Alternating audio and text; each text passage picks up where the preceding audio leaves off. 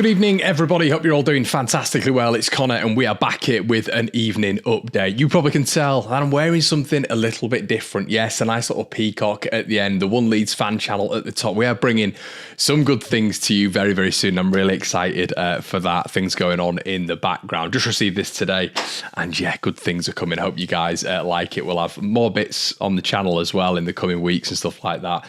So yeah, really exciting stuff. As I say, I'm always working in the background to make this bigger and better. So let's get on with the evening news. Please make sure you've watched the stream earlier. We are not going to go into as much detail on this video as we did earlier. It was a massive, in-depth debrief sort of style video on everything that was going on at Leeds United, the Archie Cree, the Matteo Josephs, the Joe Perreault, discussions going on, discussion points that you guys were talking about on the previous videos, and the interaction that you guys put on the videos, the comments. I pick a lot of those comments and make them into videos because it's worthwhile doing that. You know, you guys have probably a more valid opinion than me when you come here in your droves. Much more valid opinion than me, of course. And I do take those opinions greatly as well. And I make sure I do that with our patrons as well. So if you want to head on over there and get your opinions in over there, we have a really nice forum, really nice little interactive space over there. Or if you want to become a YouTube member, you can do as well. Hit the join button. So let's get into a bit more of the evening news, everybody. So the new Huddersfield manager has announced that Sorba Thomas is going to be back for this one, whereas Michael Hellick may miss this one. I'd probably say that Hellick was probably their best defender. And it's interesting because they're getting a bit cocky, aren't they, Huddersfield Town? They've had a little bit of a turnaround in form. They've won at Watford at the weekend, and they're coming out, and I'm seeing quote tweets. I'm seeing them on Instagram. I've had a couple of DMs myself, weirdly, out of nowhere, saying, we're going to batter you at the weekend. You Leeds, well, it's not, listen, I can't be saying it on here, but they're going at Leeds United, and they're a bit cocky, aren't they? They're a bit brash, and before the game last time, we absolutely slaughtered them at Ellen Road, where it should have ended up 10-0. They were really quiet. You didn't hear anything from them. The form was out the window. And you know, for a team who constantly bashes Leeds for, you weren't there when you were you-know-what, when we were, by the way, it's really hilarious now, the irony of all this, that they're all coming out of the woodwork. Suddenly they're off the back of a win and they're gaining a tiny bit of form. So shout out to Huddersfield Town. I'm of the full belief that we're going to batter you again.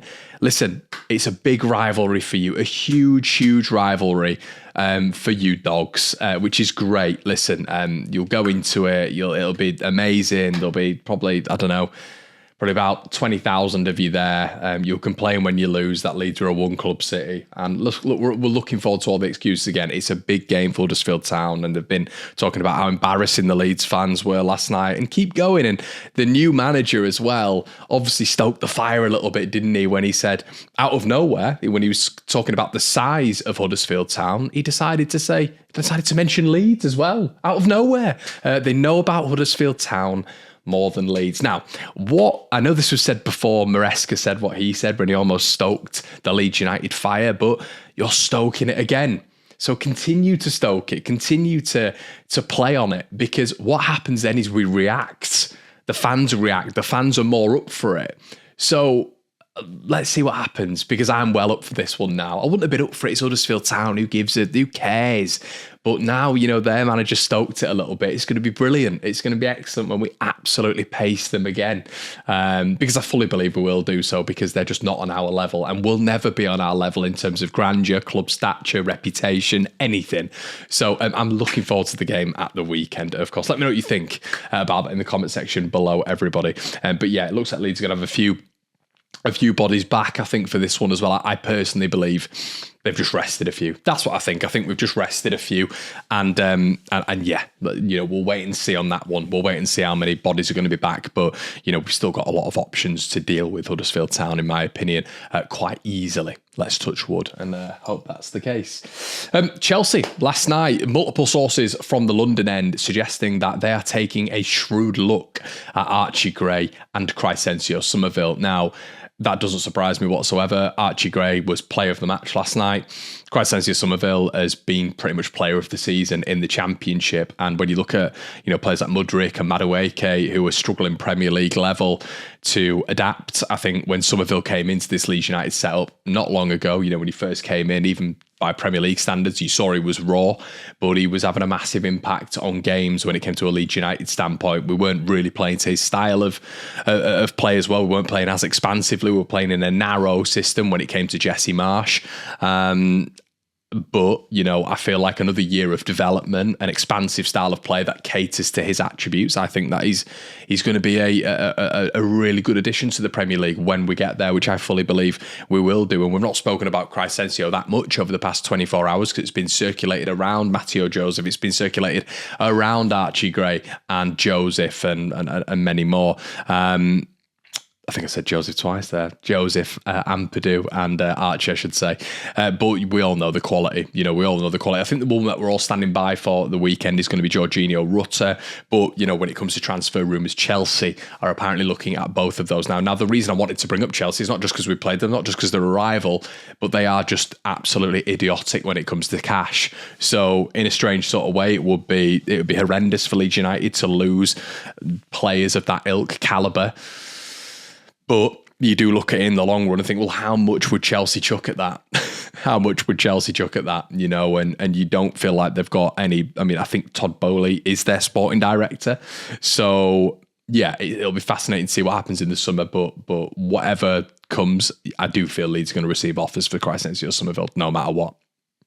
Really good news as well for you Leeds United fans. It looks like as of about an hour ago now, Ipswich Town boss Kieran McKenna has confirmed that Wes Burns and Nathan Broadhead are going to be missing for this weekend's game with Plymouth. Now, it's huge. That is huge. And not only that, but apparently there is a severe likelihood that Kyle Walker-Peters, a real key cog for Southampton this weekend, is going to be missing for them for this weekend's fixture. Listen, if we can pile up those injuries for those clubs, that's going to be massively beneficial to Leeds. If Leeds can have a fully strength squad going into this one, that would be fantastic. It'd be very ironic, wouldn't it, if we all went into this one and all had substantial injuries. But this is the point in the season now where we really need to start seeing Leeds move away if we can. And I do wonder, if certain personnel are out. Wes Burns and Nathan Broadhead are absolutely huge. Broadhead's been a proper addition for them. Burns is arguably the best player alongside Conor Chaplin. They are big misses. You look at Hutchinson, who's come in, who's done a really, really good job, Amari Hutchinson.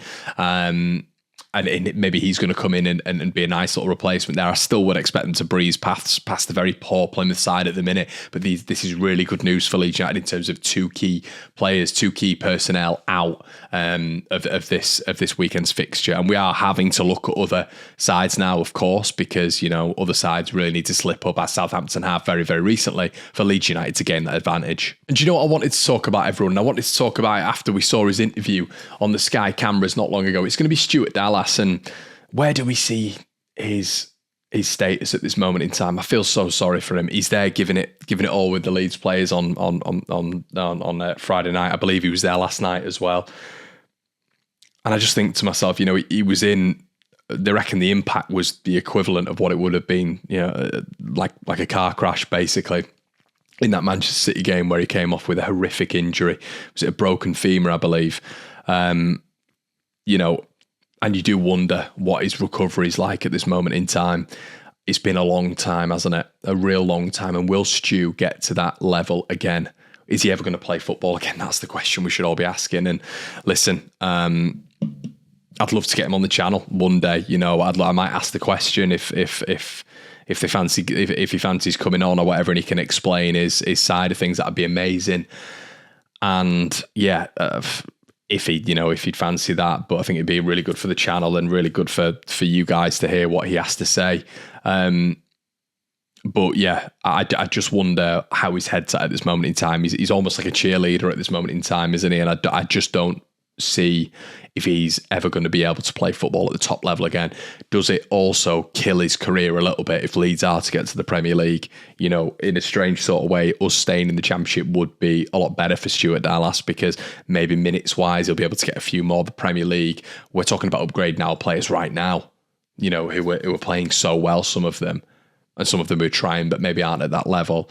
Imagine how difficult it's going to be for Stuart Dallas. Let us know what you think in the comment section below. And a few other bits of news, everybody. It looks like Willy Gnonto hasn't yet signed a contract behind the scenes. I'd love to get your opinions on that. What do you think? Are you expecting Willy to sign a contract? I'd love for him to, I think he looks really happy now. He came off the bench yesterday. He was speaking to Matteo Joseph a little bit as well. Didn't come on for long, but I think it's really good to see him being brought on with Cree Summerville in the phase of the game in the 78th minute where it's like, okay, we're bringing the big guns on now. He's been recognised as that, and I feel like that just psychologically is a massive thing for him, because I feel there was a massive part of this season where he was almost surplus to requirements. I think that's a really good thing, and we're hoping that contract negotiations are going to be happening really soon.